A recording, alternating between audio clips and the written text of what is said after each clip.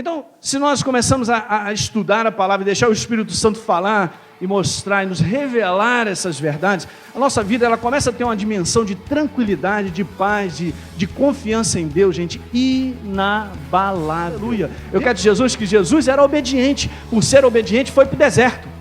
Então, o deserto não é prisão, não é castigo. E deserto não é aquela noção errada de faltar tudo, de desespero, de estar morrendo, desesperado, porque o povo não viveu essa condição no deserto. E o que é mais incrível é que quando você vai amadurecendo em Deus, você começa a perceber tudo o que acontece na tua vida, você começa a ter entendimento de que Deus, Ele não está brincando com você. Você sabe, percebe bem a proposta dEle. Tudo que esse povo precisava para chegar em 11 dias, ou um pouquinho mais, à terra da promessa, é ter os olhos de Deus sobre o que estava acontecendo.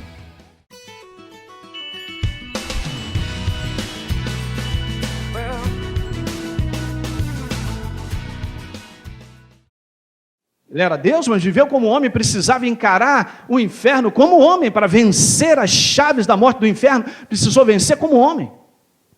Essa é a legalidade. Foi tentado e provado nas mesmas coisas que nós passamos. Está escrito em Hebreus. Mas foi guiado para o deserto, local de prova, local de teste. Eu só quero colocar essa frase, eu botei a letra bem grande para você compreender algo. Nem tudo que incomoda vem do diabo.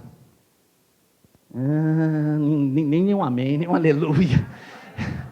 Nem tudo que incomoda vem do diabo. Isso é do diabo, o diabo está me perseguindo, o diabo.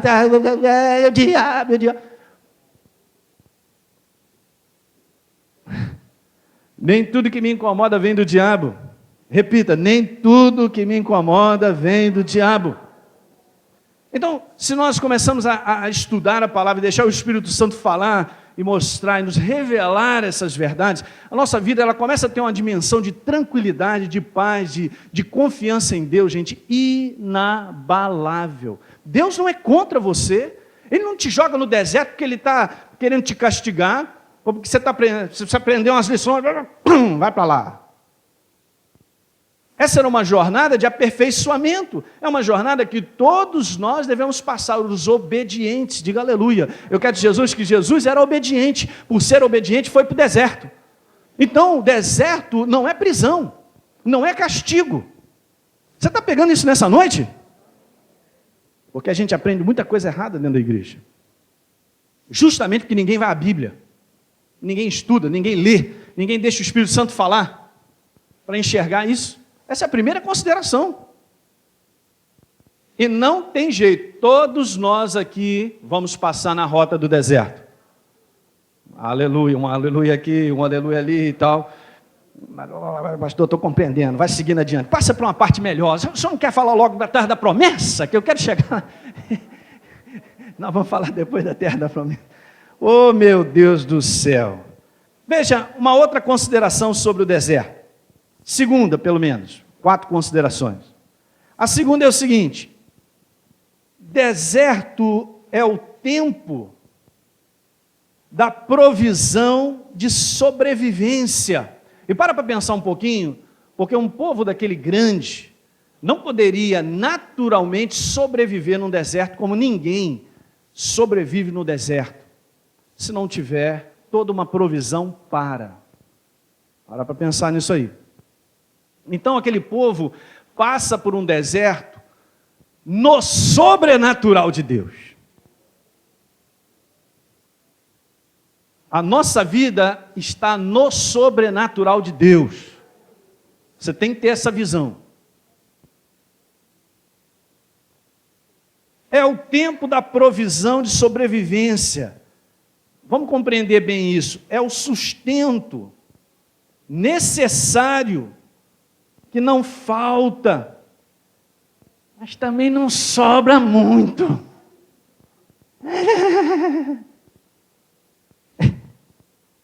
Deuteronômio capítulo 2, verso 7. Abra lá a sua Bíblia. Quem está entendendo, diga aleluia. Pastor, está fazendo sentido. Deuteronômio 2, verso 7 diz: pois o Senhor teu Deus te abençoou em toda a obra das tuas mãos. Ele sabe que andas por este grande deserto. Estes 40 anos o Senhor teu Deus esteve contigo. Eu não sou colocado num lugar de prova e Deus me abandona e larga lá. Ele está comigo. Alguém diga aleluia. Se Deus está comigo, meu irmão, está tudo certo. Moisés declarou certa ocasião assim: não seguirei, Senhor, se tu não fores comigo, eu não vou. Porque Deus é tudo, Ele é a fonte. Ele é tudo na nossa vida. Eu estive contigo. Grifa a última parte agora. Coisa nenhuma te faltou. Diga aleluia. Coisa nenhuma te faltou. Eu poderia acrescentar: Senhor, mas também não sobrou. É verdade. Não havia uma abundância, mas nada faltou, e Deus supriu todas as necessidades. Começa a pensar então agora um pouquinho, que deserto não é aquela noção errada de faltar tudo, de desespero, de estar morrendo, desesperado, porque o povo não viveu essa condição no deserto. Só para ampliar isso, Neemias, no capítulo 9, vai lá comigo, Neemias, capítulo 9, dá uma declaração também sobre isso. Neemias 9, vai lá. No verso número 19, ele estava falando: todavia o Senhor, pela multidão das suas misericórdias, não os deixaste no deserto. Verso 19 de Neemias 9. Todos acharam? Eu sei, está chegando lá, vai virando a página. É isso aí, Neemias 9, 19. Então, pela multidão das tuas misericórdias, não os deixaste no deserto, não os deixaste. Veja aí, a coluna de nuvem nunca se apartou deles de dia, para os guiar pelo caminho, nem a coluna de fogo de noite, para lhes alumiar o caminho por onde haviam de ir. Verso 20, e lhes concedeste o teu bom espírito para os ensinar. Estou compreendendo, pastor, estou compreendendo. Eu estou sendo provado, mas também eu estou aprendendo, eu estou sendo ensinado. Não lhes negaste para a boca o teu maná, e água lhes deste na sua sede. Verso número 21, desse modo os sustentaste 40 anos no deserto, e nada lhes faltou. As suas vestes não envelheceram, e os seus pés, o quê? Isso aqui está falando sobre saúde. Não lhes faltou saúde. Não faltou nada. Faltou alguma coisa? Não. Então que negócio é esse? Que história é essa? As pessoas ficarem falando sobre o deserto da minha vida, como se fosse o lugar próximo ao inferno, é quase que o mesmo. Hein? Aonde Deus está é o inferno? A nossa visão é limitada. Deus está conosco, Ele é quem nos guiou. Essa jornada que está escrito de 40 anos foi porque o povo provocou, mas esse não era o tempo. Foram reprovados, então o tempo ficou um pouquinho maior. A jornada só de 11 dias virou 40 anos. O que é isso? Não é nada, pastor. O que é isso? Eu deixar de ir para a próxima etapa por 40 anos, não é nada. Pois é, acabou a nossa vida. Quando viu 80 anos, já fui. Perdi anos aqui nessa terra, anos que não voltam mais. Por falta de compreensão, de entendimento, porque aprendemos sei lá o quê, que fez a gente embolar essas etapas aí, está sempre sendo reprovado. Está pegando isso aí? Terceira consideração. Vamos lá. Quem está animado, diga amém. Pastor, já botei minha mochila, estou aí nesse deserto, estou nessa mochila, bota essa mochila aí e vamos embora. Terceira coisa sobre o deserto será sempre essa jornada inicial da nossa vida. Imediatamente a libertação do Egito, do mundo, Deus providencia esse caminho, é o caminho que Ele providenciou. É esse caminho que eu falei para vocês da preparação. Tem muito a ver essa relação de preparação na nossa vida com o amadurecimento em Deus. Nós somos crianças na fé e nós vamos sendo preparados para sermos maduros na fé. E o que é mais incrível é que quando você vai amadurecendo em Deus, você começa a perceber tudo o que acontece na tua vida, você começa a ter entendimento de que Deus, Ele não está brincando com você. Você sabe, percebe bem a proposta dEle. Diga aleluia isso aí. Há uma passagem que eu quero que você vá comigo, lá em 1 Coríntios, capítulo 13. Paulo dá uma declaração dizendo o seguinte, verso número 11, quando eu era menino, falava como menino. E é assim que acontece muitas vezes com o povo de Deus. A gente está na igreja, e não estou falando de questão de anos não, hein? Às vezes a pessoa é criança, é nova na fé, mas está 10, 15 anos na igreja, 20. E o seu comportamento, a sua maneira de falar com Deus é assim, igual criança. Chora, reclama.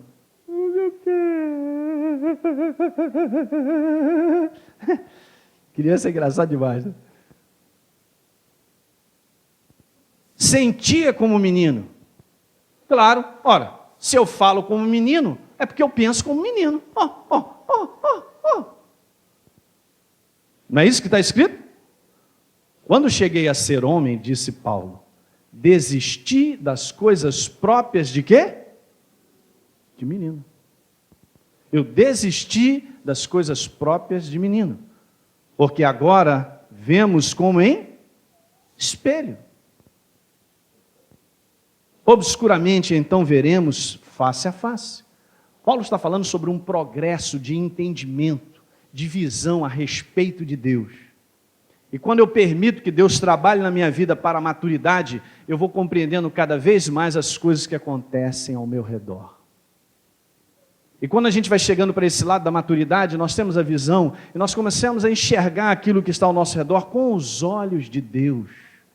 Tudo que esse povo precisava para chegar em 11 dias, ou um pouquinho mais, à terra da promessa, é ter os olhos de Deus sobre o que estava acontecendo.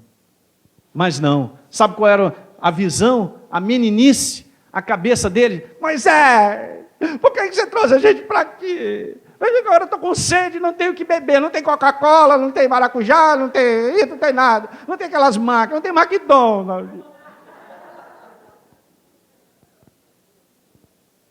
E as declarações dele eram tão doidas, que os caras chegavam a declarar assim, quer saber de uma coisa? Nós vamos voltar para o Egito, porque lá tem abóbora, tem cebola, tem pimentão. Imagine Moisés.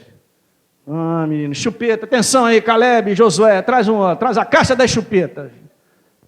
Chupeta na boca dessas crianças. Budadá. Queridos, que declaração é essa? O Deus Todo-Poderoso vai ao Egito e liberta aquele povo de maneira miraculosa. A gente gostaria de estar lá para ver aqueles negócios, meu irmão. E os caras são libertos de lá de uma maneira tremenda e Deus está com ele com uma coluna de nuvem de dia e de noite uma coluna de fogo caminhando com ele, sustentando sobrenaturalmente. Mas está muito quente. Toda hora reclamando e querendo voltar. Crianças, meninos, não tinham a visão de Deus. Se tivessem, não permaneceriam 40 anos. Toda uma geração ficou e morreu no deserto. Se tivessem a maturidade e a visão de Deus, ficaria quietinho, ia com Deus, porque Ele sempre é a providência, nada vai nos faltar, Ele vai trabalhando na nossa vida, quando a gente vê, já está de frente para o gol da terra da promessa. Eu estou falando para vocês, são etapas. Nós podemos retardar essa etapa, podemos manter o progresso que Deus tem para a nossa vida. Seja uma pessoa a partir de hoje, ou sei lá, se você está ouvindo essa mensagem, e se você tem estado aqui conosco, seja uma pessoa determinada a mudar a tua vida, a não perder mais os anos. Os anos são preciosos, queridos. O inferno sabe disso. Se eu perco 10, 15, 20 anos da minha vida, eu perdi. poderia ter sido usado por Deus, poderia ter feito isso, poderia tantas coisas, outras pessoas serem abençoadas por uma maturidade, por um entendimento que não veio, sei lá, também não fique se culpando por isso, mas eu digo o seguinte, se hoje você está ouvindo e está entendendo essa mensagem, toma uma decisão na tua vida, não vou gastar mais tempo, não vou perder mais tempo, eu preciso ser eficiente para Deus, eu sou dele, eu pertenço a ele, então agora eu vou crescer nele. Diga glória. É isso aí.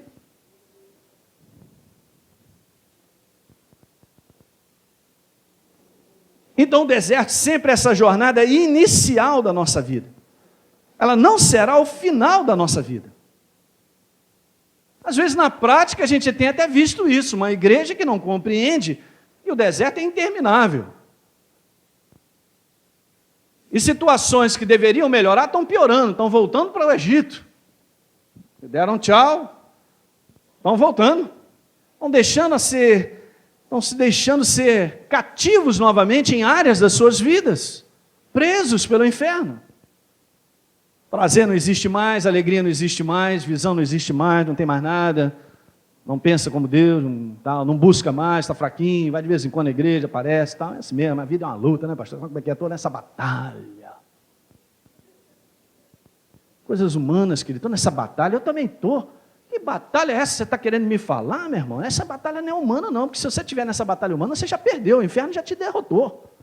É uma batalha do Espírito. A pessoa se desvia. Aí acaba, foi um tempo bom, aquele tempo da igreja foi um tempo bom. Alguém se lembra de um programa antigo, humorístico? E tinha um maluco, e cantava assim, tempo bom, lele, não volta mais, saudade. Quem se lembra? Como era o nome do indivíduo? Tá vendo? Você também tá velhinho, hein? A juventude aí não sabe nem quem é. Alguém se lembra do Lilico aí, né? Arle, se lembra? Se lembra, Arle? E o cara vinha, sei lá, com um tamburete, não sei nem o que é aquilo, hein, Jorge? Tem um cara, pá! Uma gravata que vinha aqui, né? Já estava na cachaça o cabo. Oh, não volta mais. E aí a gente fica lembrando daquele tempo. Pastor, naquele tempo eu era usado. Naquele tempo, sabe, naquele tempo, aleluia, eu orava em línguas hoje. A minha boca está toda enrolada. A gente ficou perdido em algum lugar. Porque tem como se perder. Você sabia que no tempo da prova, porque esse tempo ele é grande, Deus vai nos aperfeiçoando. É muito fácil se perder no deserto. Se você não é uma pessoa treinada, não tem um GPS, não tem tudo, porque é tudo a mesma coisa, é areia para cá, areia para lá, areia para o fundo.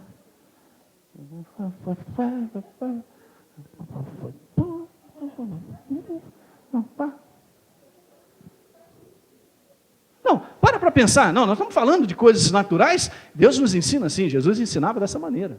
Esses exemplos são fundamentais. É por isso que no deserto você tem que ter um guia. Lá vem o beduíno com o camelo dele, pode me seguir. Isso é o camelo, estou fazendo o camelo.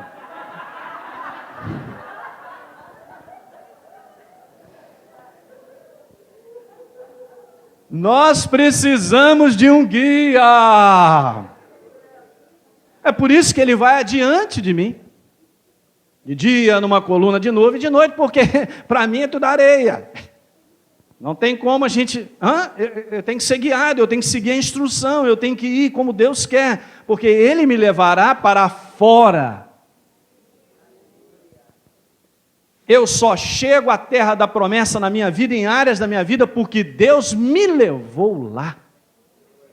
Chá comigo, pastor, chá comigo,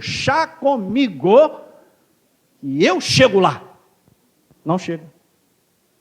Nós somos a igreja do Senhor, nós pertencemos a Ele, quem comanda é Ele, tem um cérebro, Ele é o general, Ele é a cabeça, Ele é o mestre, Ele é tudo na nossa vida. Como a igreja do Senhor precisa dessa instrução, do entendimento disso.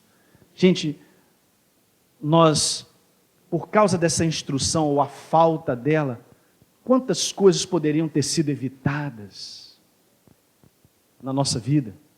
Mas nós aprendemos a si mesmo. Aprendemos sofrendo algumas coisas. Está entendendo isso aí, queridos? Mas deveríamos aprender desde o início. Esse é o caminho. Então o deserto sempre é a jornada inicial da nossa vida. Não será o final da nossa vida. Diga amém. Veja, Êxodo 13, verso 20. Deixa eu ler para você, só esse pedaço, só para você anotar. Anota aí, para você depois ler. É muito bom você poder ouvir esses CDs, ou começar a encaixar isso no teu coração, fazer a leitura das passagens que nós estamos lendo. Tendo, pois, partido desse lugar chamado Sucote do Egito, acamparam-se em Etã, a entrada do deserto. Que Deus levou. Interessante, né? Nós vemos na vida de Davi, antes de ser rei, ele foi para o deserto, ele foi perseguido, vivia no deserto. José, antes de ser governador, foi para a escravidão, foi para um tempo esquisito, nada faltou, nada aconteceu com ele, não foi destruído. Mas era um tempo complicado para ele. Então, entenda isso, que o deserto tem a ver com um tempo de prova, tem um tempo de maturidade, onde Deus trabalha e aperfeiçoa a nossa vida, para nós chegarmos à terra da promessa e termos condição de sabedoria, de sustentar a bênção de Deus. Eu já dei essa declaração várias vezes, eu continuo dizendo, o povo de Deus não tem mais dinheiro, porque não sabe sustentar a bênção de Deus, cai na carnalidade. Que beleza! Sai comprando tudo que vê. Pastor, aí, vou dar uma viajada, aleluia. A viagem do cara é sempre. Está gastando à vontade. Eu conheço casal, a condição da vida dele foi melhorando. Deus foi abençoando tanto que deu tchau para a igreja, deu tchau para o Senhor, aleluia e tal, que beleza. A demanda de leve. Como dizia aquele maluco. Acabou o cara, acabou a vida. Será que nós conseguimos conviver com o melhor de Deus, com uma mentalidade ainda que não está preparada para? Boa pergunta. Por que Deus faz assim? Por que Ele faz a preparação da nossa vida? Porque se eu estiver preparado, eu posso desempenhar, ou eu posso arcar com as responsabilidades e as coisas que acontecem, ou que chega à minha mão, eu tenho sabedoria, porque eu estou maduro em Deus, para viver daquela maneira. Como Deus não quer te perder para o inferno, Ele fica só te olhando, reprovado, tem que fazer o teste de novo. Mas não falta nada, mas também não sobra.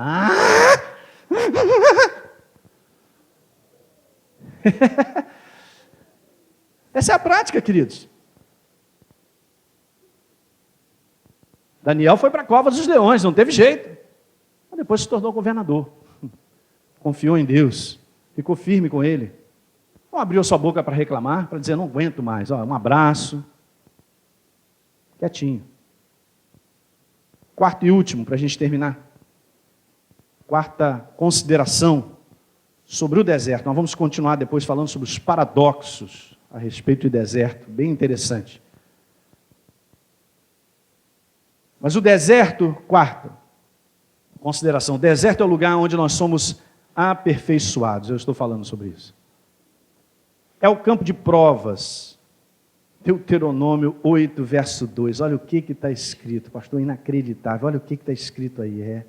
Está na nossa frente. Olha o que está escrito. Deuteronômio 8, verso 2. Diz assim, através de Moisés está falando as palavras de Deus, diz, recordar-te-ás de todo o caminho pelo qual o Senhor teu Deus te guiou no deserto, esses 40 anos,